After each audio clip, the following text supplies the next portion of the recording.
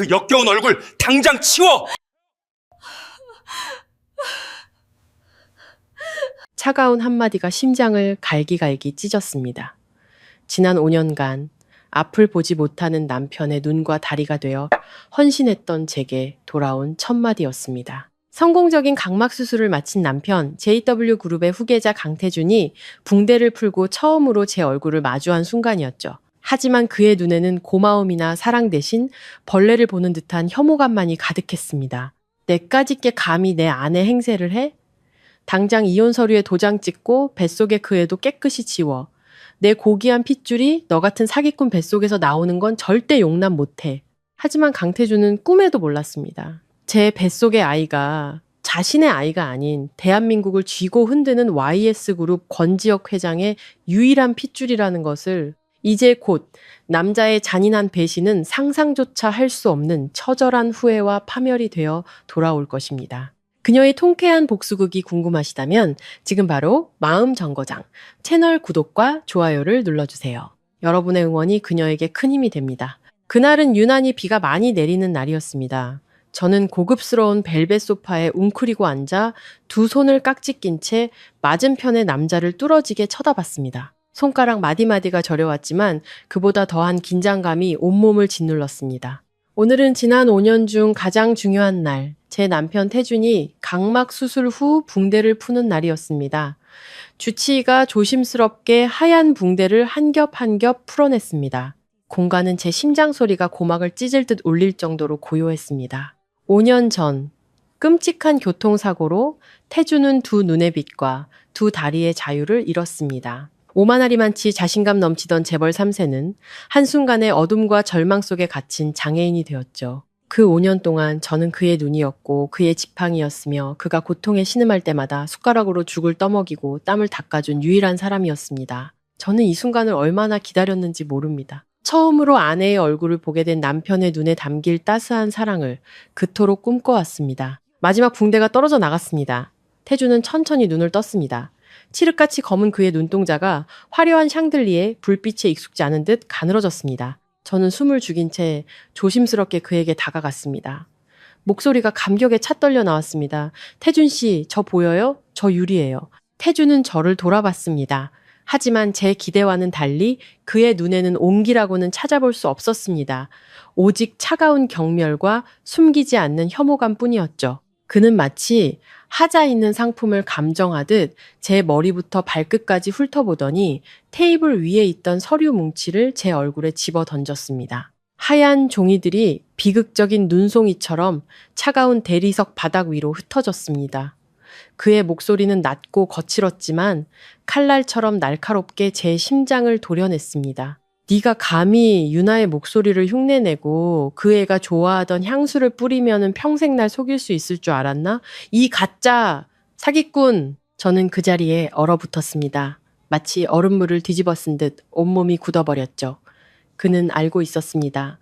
제가 그의 진짜 아내 서유나가 아니라는 것을, 제가 그의 이복 동생 서율이라는 것을. 태준 씨, 일부러 속이려던 게 아니에요. 5년 전 아버지가 억지로. 닥쳐. 태준은 제 말을 잘라버렸습니다. 그는 벌떡 일어섰습니다.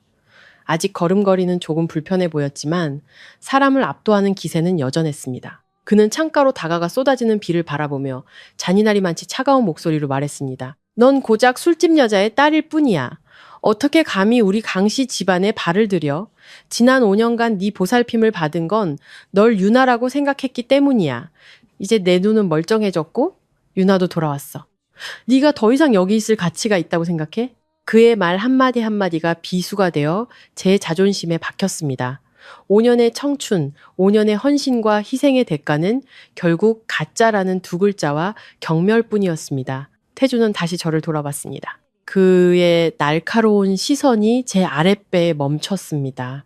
그곳에는 이제 막 싹트기 시작한 작은 생명이 자라고 있었습니다. 대를 이어야 한다며 시어머니께서 강제로 진행시킨 시험관 시술의 결과였죠.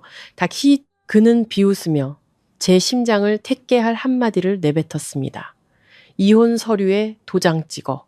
그리고 뱃속에 있는 그거 당장 처리해. 우리 강씨 집안의 고귀한 피가 너 같은 사기꾼 배에서 나오는 꼴은 못 보니까 유나가 이 아이의 존재를 알면은 슬퍼할 거야. 저는 믿을 수 없다는 듯 고개를 들었습니다. 그의 아이였습니다. 그 어둡고 절망적인 시간 속에서 그토록 기다렸던 그의 피부치였습니다. 그런데 이제 와서 다른 여자 때문에 그 아이의 존재 자체를 부정하려 하는 것입니다. 저는 떨리는 손으로 배를 감싸 안으며 목이 메어 말했습니다. 태준 씨, 아이는 죄가 없잖아요. 제가 밉더라도 이 아이는 태준 씨 아이잖아요. 내 아이? 태준은 비웃으며 제게 다가왔습니다. 그는 허리를 숙여 제 얼굴에 바싹 다가와 도끼 어린 말을 속삭였습니다. 나한테는 유나가 낳은 아이만이 내 아이야. 네 뱃속에 있는 건 지워버려야 할 의학적 실수일 뿐이라고. 3일 주지. 내 발로 병원에 가지 않으면 내가 직접 널 끌고 갈 방법을 찾을 테니까. 그는 말을 마치고 저를 텅 빈 거실에 홀로 남겨둔 채 2층으로 올라가 버렸습니다. 창밖의 빗소리는 여전히 거셌지만 제 마음은 이미 그 어떤 얼음보다도 차갑게 얼어붙어 있었습니다. 저는 눈물로 얼룩진 이혼 서류를 움켜쥐었습니다. 5년 동안 저는 얼음덩어리를 녹이기 위해 제 모든 것을 바쳤습니다. 하지만 결국 그 얼음이 녹아내려 저를 삼켜버리는 거대한 홍수가 될 줄은 꿈에도 몰랐습니다. 국제산부인과 병원은 아침부터 사람들로 북적였습니다. 공기 중에 희미하게 떠도는 소독약 냄새에 속이 울렁거렸습니다. 저는 한적한 복도 구석에 몸을 웅크리고 앉아 낡은 핸드백을 꼭 껴안았습니다. 태준이 어젯밤 내뱉었던 잔인한 말들이 귓가에 맴돌았습니다. 5년 전의 기억이 슬로우 모션 필름처럼 스쳐 지나갔습니다.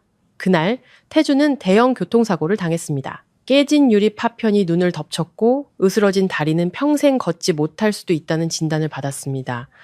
JW그룹은 휘청거렸고 그의 약혼녀이자 죽고 못 사는 사이라던 제 이복 언니 유나는 결혼식 직전 파혼을 선언하고 외국계 재벌에게로 떠나버렸습니다. 아버지 서진철은 JW그룹과의 사업적 연결고리를 놓치기 싫었고 급한 자금도 필요했습니다. 그래서 저에게 유나인 척 시집을 가라고 강요했습니다. 만약 거절하면 암 투병 중인 엄마의 치료비를 끊어버리겠다고 협박했죠. 엄마를 살려야 한다는 생각, 그리고 아주 오래전부터 집에 드나들던 태준을 남몰래 마음에 품고 있었던 저는 결국 눈물을 머금고 웨딩드레스를 입었습니다. 그렇게 대역 인생이 시작되었습니다. 지난 5년간 저는 유나처럼 나긋나긋하게 말하는 법을 배우고 그녀가 좋아하던 진한 장미 향수를 뿌렸습니다. 그 향수 냄새에 알레르기가 있어 하루 종일 기침을 하면서도 말이죠. 진심은 언젠가 통할 거라고 믿었습니다. 하지만 그건 제 착각이었습니다. 태준의 눈에 저는 그저 그림자, 편리한 간병 도구에 불과했습니다. 서유리님, 302호 진료실로 들어오세요. 스피커에서 흘러나오는 제 이름이 저를 현실로 돌려놓았습니다. 저는 깊게 숨을 들이마시고 눈물을 닦아낸 뒤 진료실로 들어섰습니다. 저를 맞아준 사람은 산부인과 과장이자 돌아가신 어머니의 오랜 친구분이셨던 김 원장님이었습니다. 그는 걱정스러운 눈빛으로 저를 바라봤습니다.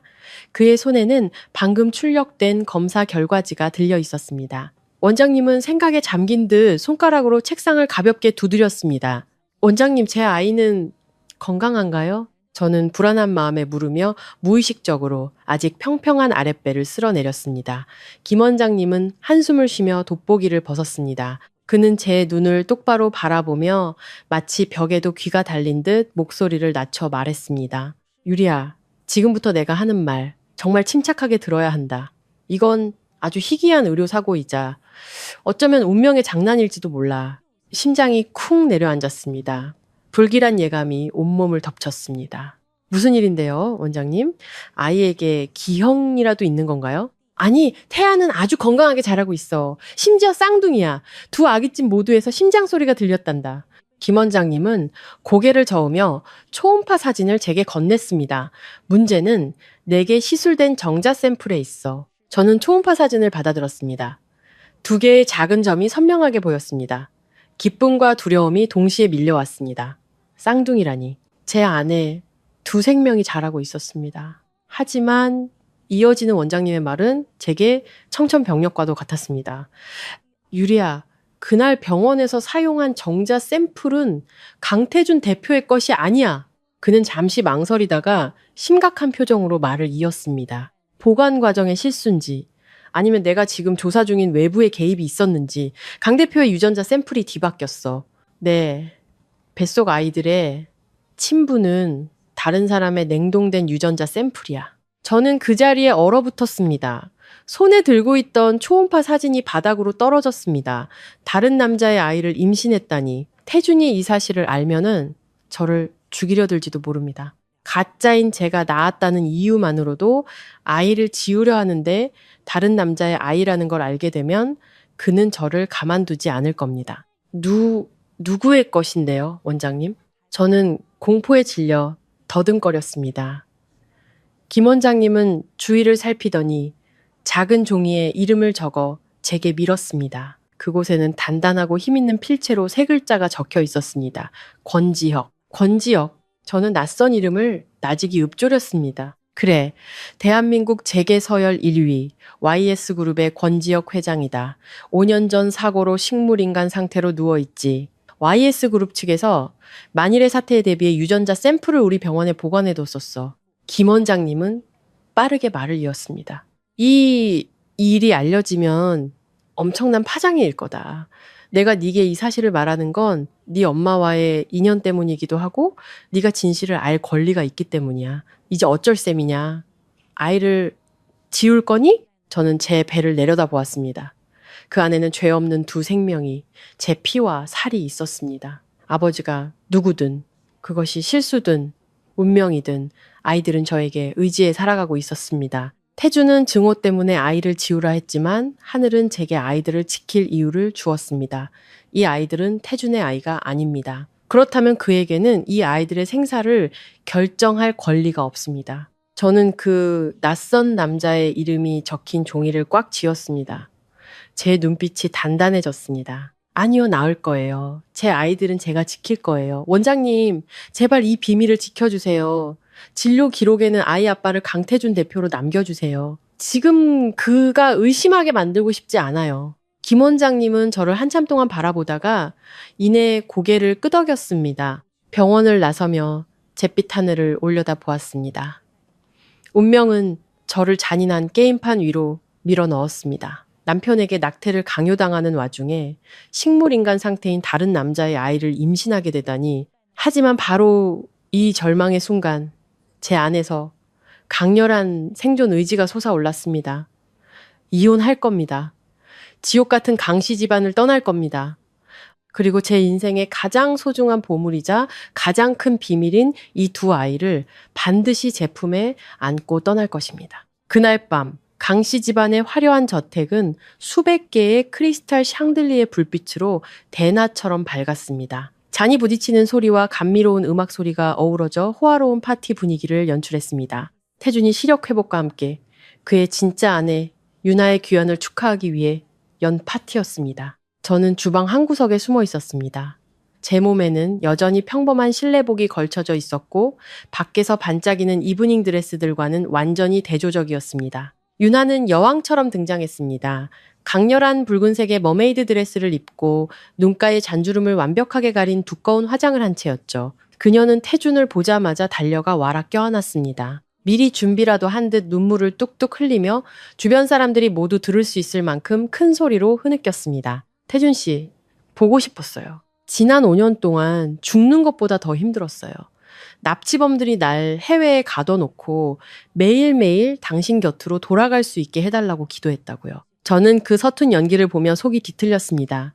5년 전 그녀가 아버지에게 장애인 옆에서 내 청춘을 썩힐 수 없다고 말하는 것을 제 두 귀로 똑똑히 들었습니다. 그런데 이제 와서 세상에서 가장 불쌍한 피해자가 된 것입니다. 더 가슴 아픈 것은 태준이 그녀의 말을 철석같이 믿고 있다는 사실이었습니다. 그는 유나의 허리를 꼭 끌어안았습니다. 그녀를 바라보는 그의 눈빛은 사랑과 미안함으로 가득 차 있었습니다. 제가 지난 5년간 단 한 번도 받아보지 못했던 눈빛이었습니다. 태준은 유나의 손을 잡고 하객들에게 인사를 하다가 문득 음료 쟁반을 들고 나오는 저를 발견하고는 걸음을 멈췄습니다. 그는 수많은 사람들 앞에서 저를 손가락으로 가리키며 목소리를 높였습니다. 여러분 잘 보십시오. 이 여자가 지난 5년간 저를 속여온 가짜입니다. 제가 눈이 먼 것을 기회로 제 아내 행세를 하며 부귀영화를 누리려 했던 파렴치한 가정부일 뿐입니다. 웅성거리는 소리가 파도처럼 밀려왔습니다.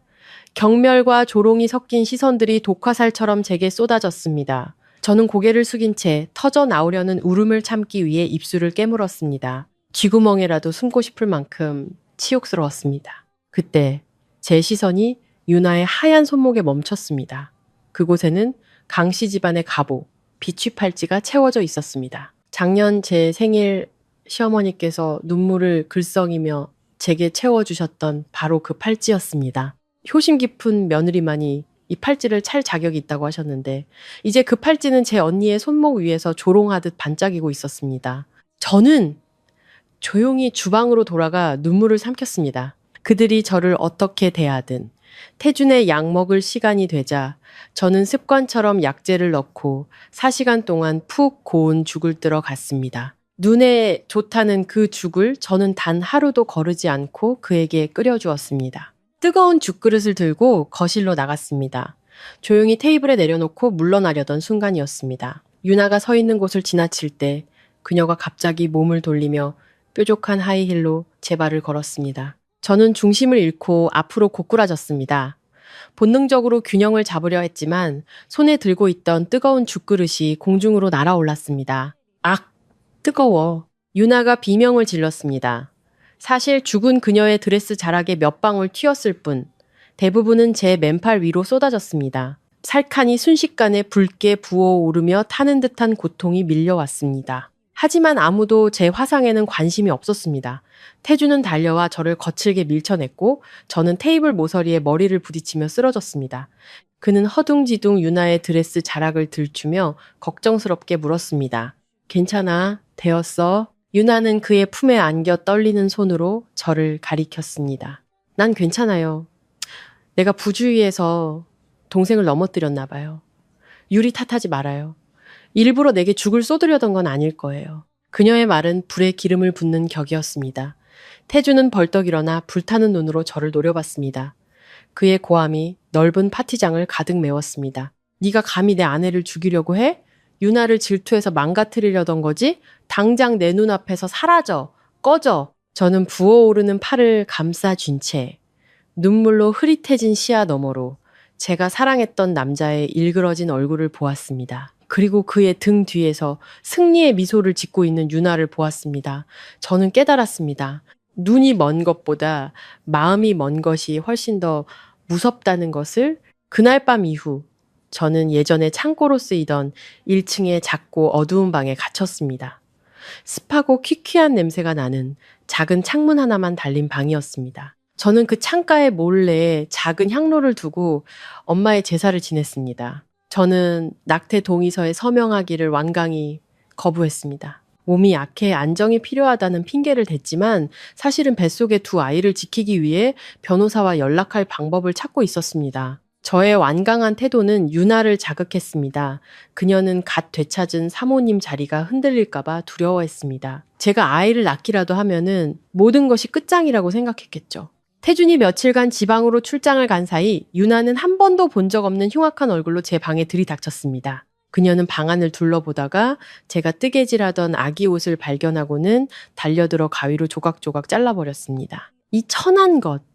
누가 내까짓게 재수 없는 걸 낳으라고 허락했어? 이따위 배로 태준 씨를 붙잡을 수 있을 거라고 생각해? 이 집의 주인은 나야. 저는 산산조각 난 털실 조각들을 걸어모으며 눈물을 흘렸습니다.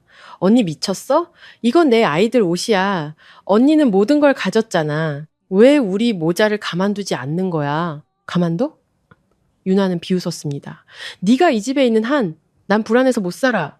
너나 네 애미나 똑같아. 남의 남자 꼬시는 데는 선수지. 그녀는 말을 마치고 제가 엄마의 간이 제사상에 켜둔 작은 등잔을 발로 찼습니다. 등잔이 넘어지면서 기름이 흘러나왔고 타다 남은 향불과 만나 순식간에 불길이 치솟았습니다. 불은 낡은 커튼으로 옮겨부터 맹렬하게 타오르기 시작했습니다. 불이야 불. 저는 비명을 지르며 불을 끄려 했지만 불길은 이미 유일한 출구를 막아선 뒤였습니다. 문가에 서 있던 유나는 공포에 질렸지만 저를 돕는 대신 밖으로 뛰쳐나가 문을 쾅 닫고 밖에서 빗장을 걸어버렸습니다. 살려주세요. 누구 없어요? 불이야. 저는 절망적으로 문을 두드렸습니다. 매캐한 연기가 코를 찔러 기침이 터져 나왔습니다. 저는 급히 얇은 담요를 집어 화장실로 달려가 물에 흠뻑 적셨습니다. 그리고 담요를 뒤집어 쓴 채 불길에서 가장 먼 구석에 웅크렸습니다. 바로 그때 익숙한 자동차 소리가 들렸습니다. 태준이 돌아온 것입니다. 희망이 보였습니다. 저는 그의 발소리와 고함 소리를 들었습니다. 이게 다 무슨 일이야? 왜 연기가 나? 태준 씨, 살려주세요. 저 여기 있어요. 저는 연기 때문에 갈라진 목소리로 소리쳤습니다. 하지만 제게 돌아온 것은 밖에서 들려오는 유나의 흐느낌이었습니다. 오빠, 살려줘요. 무서워요. 유리가 미쳤나 봐요. 방에 불을 지르고 날 죽이려고 했어요. 저는 그 자리에 얼어붙었습니다. 불길에 달궈진 문틈으로 태준이 달려오는 것이 보였습니다. 하지만 그는 제가 갇힌 문 쪽은 쳐다보지도 않고 안전한 복도에서 기침 몇 번 하는 유나에게로 달려갔습니다. 그는 그녀를 번쩍 안아들며 걱정스럽게 말했습니다. 괜찮아? 어서 나가자. 유리는요, 유나가 약한 척 안쪽을 가리켰습니다. 태준은 연기가 피어오르는 문을 차갑게 쳐다보며 잔인하게 말했습니다. 내버려둬. 자기가 저지른 일이야. 너와 네가 더 중요해. 그는 그대로 몸을 돌려 유나를 안고 위험한 곳을 빠져나갔습니다. 불길 속에서 절규하는 저를 내버려둔 채 그 순간 제 심장은 산산조각 났습니다. 제가 세상의 전부라 여겼던 남자, 제 인생을 바쳐 돌보려 했던 남자가 다른 여자의 서툰 거짓말 한마디에 저를 불길 속에 버리고 떠난 것입니다. 저는 젖은 담요를 꽉 움켜쥐었습니다. 눈물이 땀과 뒤섞여 뺨을 타고 흘러내렸습니다. 여기서 죽을 수는 없습니다. 제게는 두 아이가 있습니다. 살아야 합니다. 엄마의 초인적인 힘으로 저는 나무 의자를 들어 뒤쪽에 작은 창문을 부쉈습니다. 유리 조각이 살을 파고들어 피가 흘렀지만 아랑곳하지 않았습니다. 저는 창문 밖으로 기어나와 축축한 잔디밭 위로 떨어졌습니다. 멀리서 태준이 유나의 얼굴을 닦아주며 그녀의 손에 난 작은 상처를 걱정하는 모습이 보였습니다. 그 광경은 제 마음속에 남은 마지막 미련까지 모두 태워버렸습니다. 저 불길은 단지 방 하나를 태운 것이 아니었습니다. 과거에 순진하고 약했던 서유리마저 죄로 만들어버린 것입니다. 그 끔찍한 화재가 있고 일주일이 흘렀습니다. 저는 정원 끝에 있는 낡은 창고에서 그림자처럼 지냈습니다. 태준이 이혼 절차가 끝날 때까지 임시로 머물라고 허락한 유일한 공간이었죠. 저택은 여전히 화려했지만 제게는 청춘을 묻어버린 무덤과 다름없었습니다. 팔의 화상은 딱지가 않기 시작했고 날이 또물 때마다 쑤시고 아팠습니다. 하지만 그 어떤 육체의 고통도 매일 피 흘리는 마음의 상처에 비할 수는 없었습니다. 오늘따라 햇살이 유난히 뜨거웠습니다. 저는 모두가 낮잠을 자는 틈을 타 커다란 배수구가 있는 뒤뜰로 향했습니다. 며칠 전 불에 탄 잿더미 속에서 혹시라도 엄마의 유품을 찾을 수 있을까 하는 신락 같은 희망 때문이었습니다. 엄마의 사진과 작은 유골함이 들어있는 쇠상자, 그것은 제게 남은 유일한 정신적 지주였습니다. 배수구 근처에 다다랐을 때 저는 익숙한 유나의 뒷모습을 보고 그 자리에 얼어붙었습니다. 그녀는 시커먼 배수구 앞에 서서 손에는 익숙한 갈색 유골함을 들고 있었습니다. 엄마의 유골함이었습니다. 심장이 멎는 것 같았습니다. 피가 머리끝까지 솟구쳤습니다. 언니 지금 뭐 하는 거야? 당장 이리 내! 저는 상처 입은 짐승처럼 소리치며 유나에게 달려들었습니다. 유나는 깜짝 놀라 돌아봤지만 두려워하는 기색 없이 잔인한 미소를 지었습니다. 그녀는 유골함을 높이 쳐들며 칼날 같은 목소리로 말했습니다. 아, 마침 잘 왔네. 이 집 쓰레기 좀 치우려던 참이었거든. 네. 애미는 살아서도 남의 가정 파탄내더니 죽어서도 이 더러운 하수구 물 따라 흘러가는 게 딱 어울리지. 안 돼. 제발 내가 잘못했어. 언니. 저는 절망적으로 무릎을 꿇고 애원했습니다. 날 때려도 좋고 욕해도 좋아. 제발 우리 엄마는 건드리지 마. 하지만 유나는 눈 하나 깜짝하지 않았습니다. 그녀는 유골함을 기울여 배수구 아래로 쏟아부었습니다. 하얀 뼈가루, 평생을 고생만 하시다 가신 우리 엄마의 마지막 흔적이 시커먼 오물 속으로 흩어져 사라졌습니다. 안 돼. 제 비명이 고요한 정원을 갈랐습니다.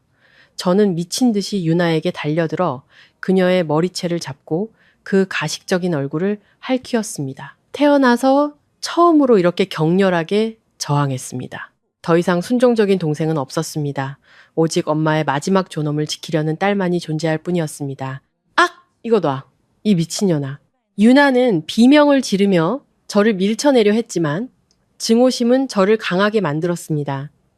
유골함이 바닥에 떨어져 산산조각 났습니다. 그만둬. 바로 그때 태준이 2명의 건장한 경호원과 함께 나타났습니다. 그는 머리가 헝클어지고 얼굴에 피 맺힌 상처가 난 유나를 보자마자 표정이 굳어졌습니다. 저것들 잡아. 정신 차리게 좀 패줘. 태준은 묻지도 따지지도 않고 냉정하게 명령했습니다. 경호원들은 즉시 달려들어 저를 유나에게서 떼어냈습니다. 한 명이 제 몸을 걷어찼습니다. 저는 본능적으로 몸을 웅크려 뱃속의 아이들을 보호했습니다. 등과 어깨로 쏟아지는 주먹과 발길질을 묵묵히 받아냈습니다. 오빠, 전현 죽여줘. 날 죽이려고 했어. 죽은 사람 뼈가루까지 가져와서 이 집에 저주를 내리려고 했다고 유나는 울부짖으며 거짓말을 늘어놓았습니다.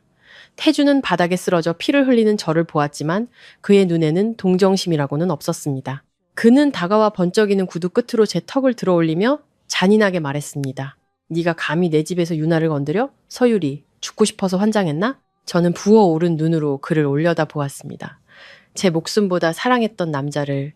하지만 이제 짓밟힌 엄마의 영혼 앞에서 제 마음속에는 오직 불타는 증오만이 남았습니다.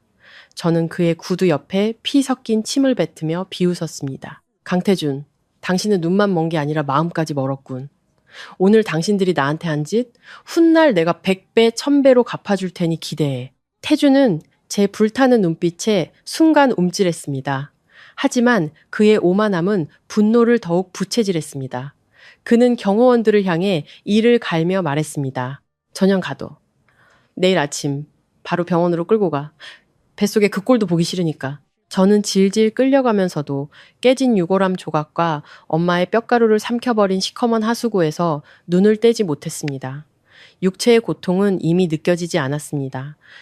오직 뼈에 사무치는 원한만이 남았습니다. 엄마, 미안해요. 불효녀를 용서하세요. 하지만 맹세할게요. 저놈들에게 반드시 죗값을 치르게 할게요. 다음 날 새벽 창고문이 거칠게 열렸습니다. 어제의 그 경호원들이 험악한 얼굴로 들어왔고 그 뒤를 유나가 배를 감싸준 채 따랐습니다. 뻔한 연기였죠. 문가에는 검은 정장을 입은 태준이 서 있었습니다. 가자. 의사가 기다린다. 태준은 감정 없는 목소리로 말했습니다. 저는 집더미 위에 조용히 앉아 배를 감쌌습니다. 지금 애원하거나 저항하는 것은 무의미했습니다. 상처 입은 임산부의 힘으로는 저들을 이길 수 없었습니다. 저는 조용히 일어나 구겨진 옷을 바로잡고 고개를 든 채 밖으로 나섰습니다. 가야 한다면 가장 당당한 모습으로 갈 것입니다. 더 이상 그들에게 비굴한 모습을 보이지 않을 것입니다. 상류층의 은밀한 문제들을 처리해주기로 유명한 개인 병원으로 향하는 차 안, 공기는 숨막힐 듯 무거웠습니다. 유나는 조수석에 앉아 의기양양한 눈으로 저를 쳐다보며 가끔 신음소리를 냈습니다. 오빠, 배가 너무 아파요. 어제 유리가 밀어서 그런가 봐요. 나중에 우리 아기 낳는데 문제 생기면 어떡하죠? 태주는 운전을 하며 그녀의 손을 잡고 위로했습니다. 걱정 마. 이 일 처리하고 바로 종합검진 받게 해줄게. 아무도 널 해치지 못해. 그 말을 듣고 저는 실소를 터뜨렸습니다. 제 웃음소리가 좁은 차 안에 건조하게 울려 퍼졌습니다. 뭐가 웃기지? 미쳤어? 태준이 백미러로 저를 쏘아봤습니다. 저는 거울 속 그의 눈을 똑바로 마주하며 담담하게 말했습니다. 당신이 너무 불쌍해서 웃음이 나네요, 강태준 씨. 당신은 지금 독사를 지키기 위해 당신의 피부치를 죽이러 가는 길이잖아요. 당신이 이 게임의 주인 같아요? 아니요. 당신은 그냥 꼭두각시일 뿐이에요. 입 닥쳐. 태준의 고함에 차가 휘청거렸습니다. 제 입은 막을 수 있겠죠. 제 아이도 죽일 수 있겠죠. 하지만 이 말만은 기억하세요. 인과응보는 반드시 찾아옵니다. 오늘 당신이 제 아이의 삶을 빼앗는다면 훗날 당신은 무릎 꿇고 용서를 빌어도 받지 못할 겁니다. 이 업보, 당신이 평생 짊어지게 될 거예요. 저의 저주 섞인 말에 차 안의 공기는 얼음장처럼 차가워졌습니다. 차가 멈춘 곳은 인적 드문 골목 안쪽에 위치한 하얀 건물이었습니다. 저는 두 남자에게 끌려 안으로 들어갔습니다. 코를 찌르는 알코올 냄새에 속이 울렁거렸습니다. 저는 차가운 수술실로 밀쳐졌습니다. 중년의 의사는 마스크로 얼굴을 가린 채 저를 도마 위에 고깃덩어리처럼 쳐다봤습니다. 2명의 간호사가 저를 수술대 위에 눕히고 가죽끈으로 사지를 묶었습니다. 나! 당신들! 이럴 권리 없어! 저는 절망적으로 발버둥 쳤습니다. 내 아이는 살아있단 말이야. 당신들은 의사야. 아니면 도살자야. 의료기구가 부딪히는 소리가 섬뜩하게 들렸습니다.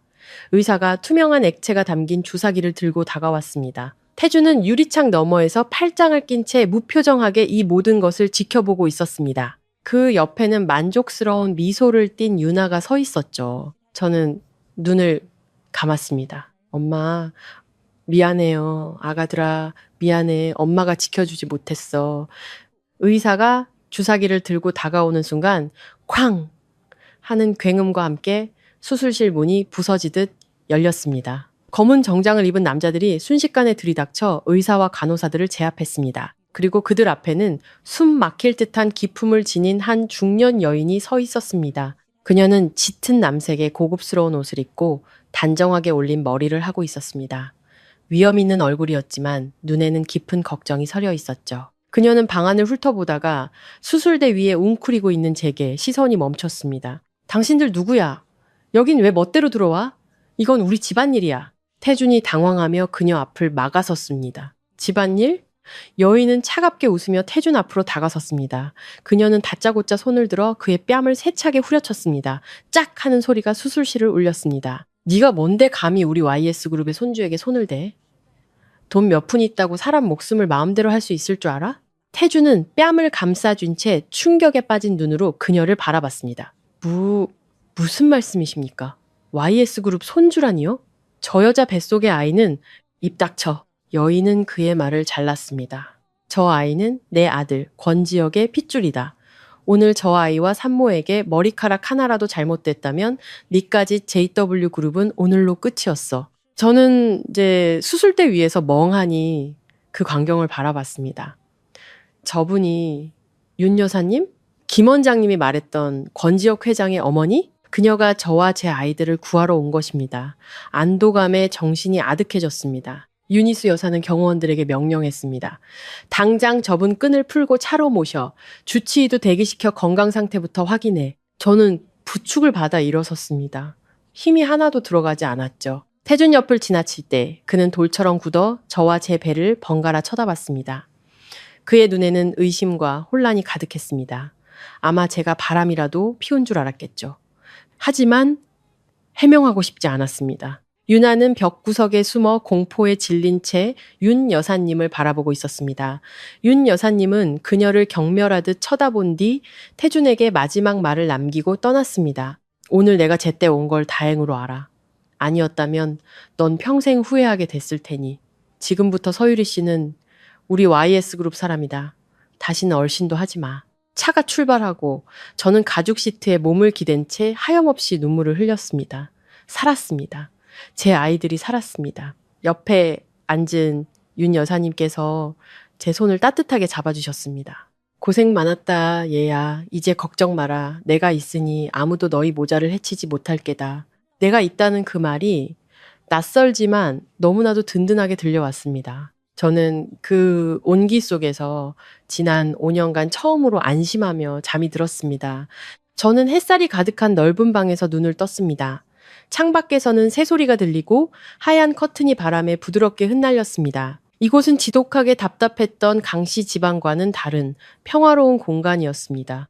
윤 여사님께서 따뜻한 전복죽을 들고 들어오셨습니다. 일어났구나. 이틀 내내 잠만 자더구나. 어서 이거 먹고 기운 차리렴. 저는 감사한 마음에 눈물이 핑 돌았습니다. 감사합니다, 회장님. 저와 아이들 목숨을 구해주셨어요. 윤 여사님은 제 옆에 앉아 슬픈 눈으로 먼 곳을 바라봤습니다. 회장님이라니. 그냥 어머니라고 부르렴. 사실 네 뱃속 아이는 내가 계획한 일이란다. 저는 숟가락을 든 채 굳어버렸습니다. 윤 여사님은 한숨을 쉬며 모든 사실을 털어놓으셨습니다. 5년 전 아들 지혁이 사고로 식물인간이 되자 대가 끊길 것을 두려워한 그녀는 몰래 아들의 유전자를 보관했다고 합니다. 그러다 병원에 샘플이 뒤바뀌는 사고가 생겼다는 걸 알게 되었고 불행한 결혼 생활을 하는 저를 눈여겨보던 차에 몰래 태준의 샘플을 지역의 것으로 바꿔치기 했다는 것이었습니다. 내 아들을 위해 너의 인생을 마음대로 결정해서 미안하다. 하지만 어쩔 수가 없었어. 지혁이가 저렇게 누워만 있는데 저는 그녀의 손등에 제 손을 포겠습니다. 어머니, 그런 말씀 마세요. 어머니가 아니었다면 저와 아이들은 이미 이 세상 사람이 아니었을 거예요. 평생 이 은혜 셔치지 않겠습니다. 윤 여사님은 눈물을 닦으며 미소 지었습니다. 지혁이가 널 보고 싶어 한단다. 그애 깨어났어. 깨어났다고요? 저는 깜짝 놀랐습니다. 5년 동안 식물인간이었다던 YS그룹 회장이 저는 지혁의 방으로 안내받았습니다. 그는 휠체어에 앉아 창밖을 보고 있었습니다. 인기척을 느끼고 돌아선 그의 얼굴은 조각처럼 잘생겼지만 얼음장처럼 차가웠습니다. 그의 눈빛은 짙고 날카로웠습니다. 오랜 시간 누워있던 사람의 눈이 아니었죠. 서유리 씨, 그의 낮고 힘있는 목소리가 울렸습니다. 네, 안녕하세요. 지혁은 제게 맞은편 의자에 앉으라는 신호를 보냈습니다. 그는 마치 사업 협상을 하듯 담담하게 말했습니다. 나는 2주 전에 깨어났소. 그동안 혼수 상태인 척했던 건 그룹 내 배신자들을 쫓아내기 위해서였지. 아이에 대한 이야기는 어머니께 다 들었소. 당신은 아이를 낳고 당신을 해친 자들에게 복수할 안식처가 필요하고 나는 어머니를 안심시키고 내 자리를 노리는 적들을 막아줄 명목상의 아내가 필요하오. 우리 거래를 합시다. 저는 그의 솔직함에 놀랐습니다. 사랑이나 책임이 아닌 철저한 이익관계. 하지만 지금 제게 가장 필요한 것이 바로 그것이었습니다. 어떤 거래죠? 당신은 여기서 내 명목상의 아내로 지내시오. 나와 아이들은 내가 책임지고 지켜주겠소. 대신 당신은 완벽한 며느리이자 아내 역할을 연기해야 하오. 아이를 낳은 뒤 당신이 떠나고 싶다면 충분한 보상금을 주겠소. 하지만 아이는 YS그룹의 후계자로 남아야 하오. 제게는 다른 선택지가 없었습니다.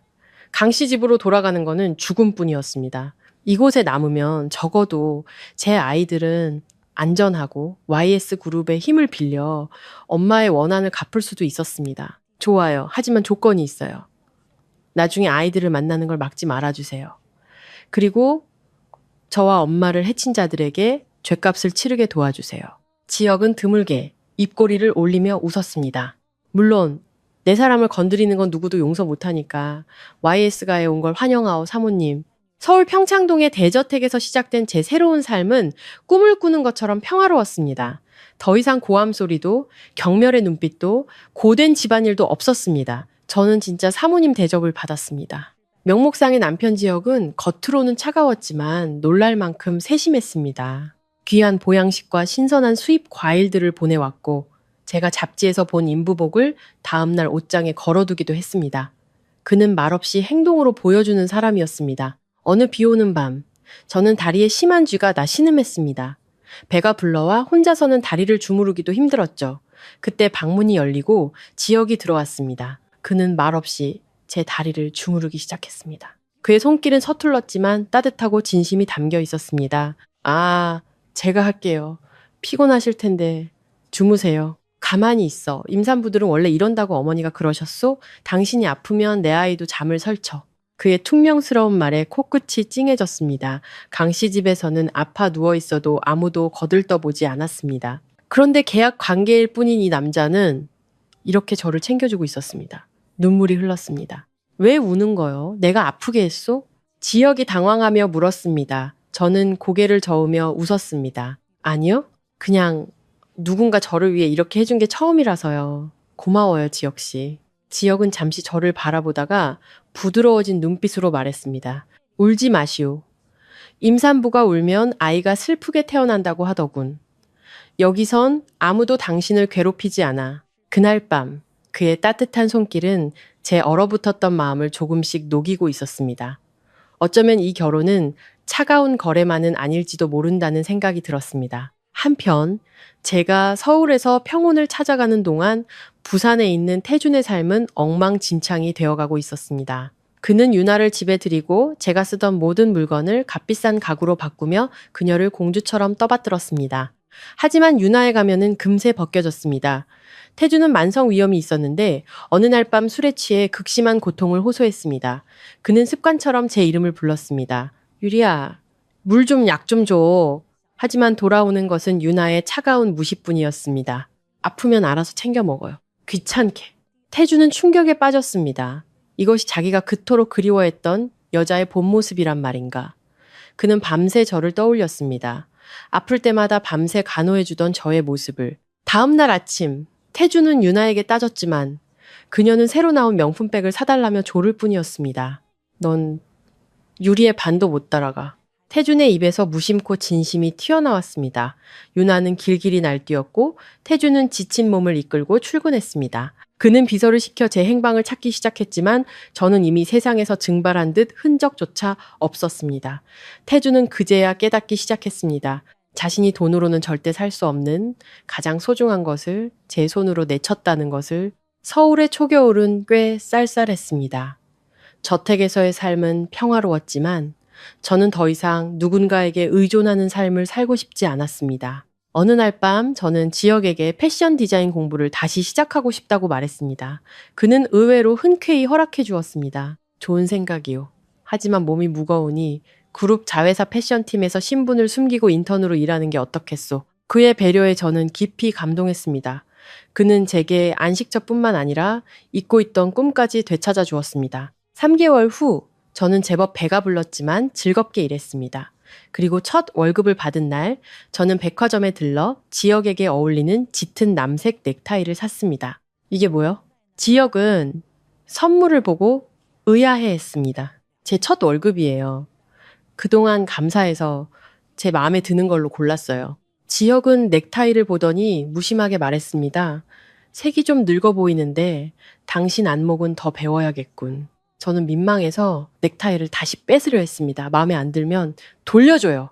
하지만 그는 넥타이를 서랍에 넣으며 퉁명스럽게 말했습니다. 준 걸 어떻게 뺐나. 나이든 거래처 사람 만날 때 하고 가지. 저는 툴툴거리며 방을 나왔지만 다음날 아침 출근하는 그의 목에는 바로 그 넥타이가 매여 있었습니다. 그는 제 시선을 느끼고는 헛기침을 하며 말했습니다. 오늘 중요한 회의가 있어서 그냥 손에 잡히는 거 한 거니 착각하지 마시오. 저는 그의 뒷모습을 보며 웃음을 참을 수 없었습니다. 겉은 까칠하지만 속은 따뜻한 남자.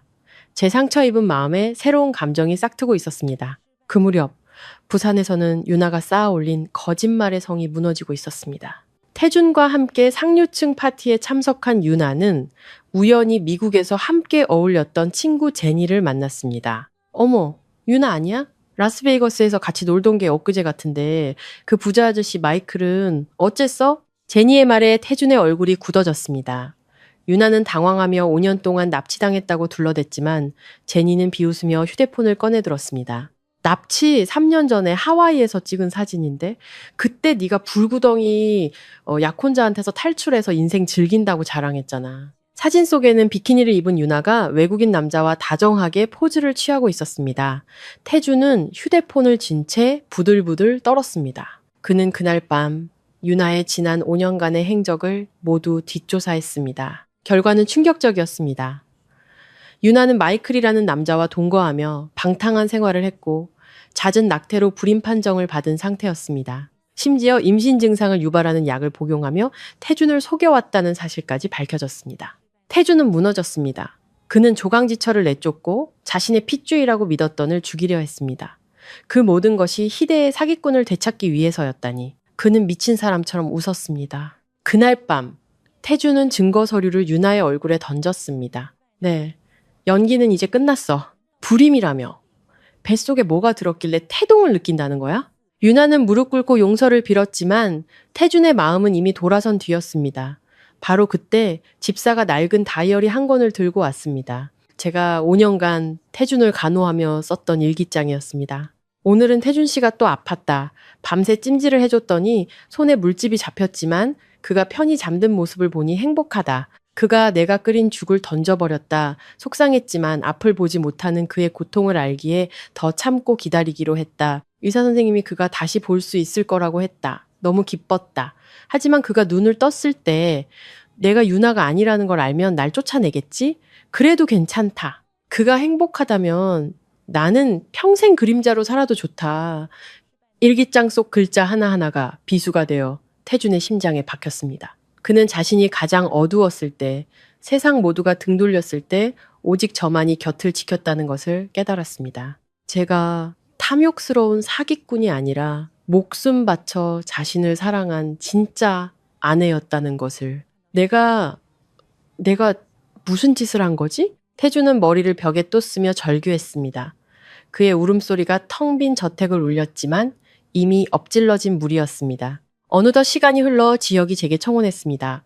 그는 화려한 레스토랑에서 무릎을 꿇고 다이아몬드 반지를 내밀었습니다. 서유리 씨, 우리의 시작은 계약이었지만 당신은 내게 유일한 사랑이 되었소. 나와 평생을 함께 해주겠소? 저는 눈물을 흘리며 고개를 끄덕였습니다. 지독한 고통 끝에 찾아온 행복이었습니다. 우리의 결혼 소식은 신문 일면을 장식했습니다. 그리고 그 기사를 본 태주는 이성을 잃었습니다. 그는 모든 것을 내팽개치고 서울행 비행기에 몸을 실었습니다. 제가 자신을 떠나 다른 남자의 아내가 되는 것을 절대 용납할 수 없었습니다. 결혼식 날 성스러운 예식이 거행되는 순간 태준이 식장문을 부수고 나타났습니다. 그는 술에 취해 엉망인 모습으로 소리쳤습니다. 안 돼! 이 결혼은 무효야! 유리야! 나한테 돌아와! 네 뱃속엔 내 아이가 있잖아. 하객들이 웅성거렸습니다. 저는 그를 보며 더 이상 두려움도 미련도 느끼지 못했습니다. 오직 깊은 연민만이 남았을 뿐. 지혁은 제 앞을 막아서며 태준을 차갑게 내려다봤습니다. 강태준 씨, 당신이 버린 보석을 내가 주었을 뿐이요. 이제 이 사람은 내 아내고 당신은 그저 끔찍한 과거일 뿐이요. 저는 지혁의 곁에 서서 마이크를 잡았습니다. 강태준 씨, 당신이 절 수술대에 눕혔을 때 우리 인연은 끝났어요. 돌아가세요. 마지막 남은 자존심마저 버리지 마시고요. 태주는 경호원들에게 끌려나가면서도 절망적으로 소리쳤습니다. 그날 오후 윤 여사님께서 호텔 맞은편 카페에서 농성 중인 태준을 찾아갔습니다. 그녀는 말없이 서류 봉투 하나를 내밀었습니다. 그 안에는 유전자 검사 결과지가 들어있었습니다. 친자관계 성립 확률 99%. 태주는 종이를 쥔 채 온몸을 떨었습니다. 이게 어떻게 된 아이가, 그래. 유리가 가진 아이는 쌍둥이고 내 아들 권지혁의 아이들이다. 넌 처음부터 아버지인 적도 없었어. 하늘이 네게서 그 자격을 빼앗은 게지. 감히 내 손주들을 죽이려 한 대가를 톡톡히 치르게 될 거다. 태주는 그 자리에 주저앉았습니다. 자신이 아내와 아이를 빼앗긴 게 아니었습니다. 애초에 아무것도 가진 게 없었던 겁니다. 그는 미친 사람처럼 웃기 시작했습니다. 자신의 어리석음과 잔인함에 대한 조소였습니다. 몇 달 후 저는 예쁜 쌍둥이 남매를 낳았습니다. 아들의 이름은 지민, 딸의 이름은 지아라고 지었습니다. 지혁은 아이들을 품에 안고 아이처럼 울었습니다. 그 무렵 태준의 JW그룹은 YS그룹의 압박과 그의 방만한 경영으로 결국 파산 신청을 했습니다. 1년 후 저는 완전히 다른 사람이 되어 부산으로 돌아왔습니다. YS그룹 패션 자회사의 최연소 크리에이티브 디렉터가 된 저는 당당하고 자신감 넘치는 모습이었습니다. 지역과 아이들도 함께였죠. 저는 가장 먼저 아버지와 유나가 살고 있는 옛집을 찾아갔습니다. 그곳은 이미 폐허나 다름없었습니다. 사업 실패로 모든 것을 잃은 아버지는 저를 보자마자 돈을 구걸했습니다. 유나는 정신이 온전치 못한 모습이었죠. 저는 그들이 진 빚을 모두 사들여 집을 처분하고 그들을 내쫓았습니다. 네가 감히 내 집을 빼앗아? 그날 밤 유나는 집에 불을 질렀습니다. 그녀는 온몸에 심한 화상을 입고 정신병원에 수용되었고 아버지는 모든 것을 잃고 양로원으로 보내졌습니다. 그것이 그들이 저지른 죄에 대한 대가였습니다. 부산을 떠나기 전 마지막 날 밤, 저는 지역과 함께 허름한 골목의 포장마차에 앉아 국수를 먹고 있었습니다. 그때 술에 취한 한 남자가 비틀거리며 우리 테이블에 부딪혔습니다. 녹마 같은 옷차림, 떼탄 눈, 덥수룩한 수염. 그가 바로 강태준이었습니다. 그는 저를 알아보고 그 자리에 얼어붙었습니다. 제 옆에서 저를 다정하게 챙기는 지역의 모습과 초라한 자신의 모습을 번갈아 보던 그의 눈에서 절망이 흘러넘쳤습니다. 그는 아무 말도 하지 못하고 길바닥에 주저앉아 아이처럼 통곡했습니다. 저는 더 이상 그를 돌아보지 않았습니다. 차가 출발하고 그의 울음소리는 멀어져 갔습니다.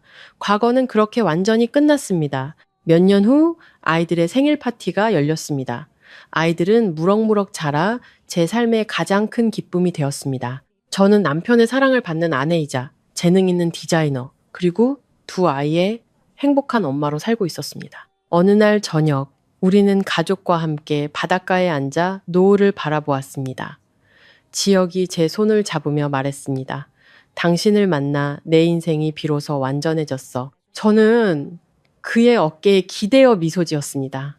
파도가 모래사장에 새겨진 발자국을 지우듯 과거의 상처는 시간 속에서 희미해졌습니다. 가장 완벽한 복수는 그들이 불행해지는 것을 지켜보는 것이 아니라 내가 눈부시게 행복해지는 것이었습니다. 제 인생의 폭풍은 지나갔고 이제는 따뜻한 햇살만이 가득했습니다.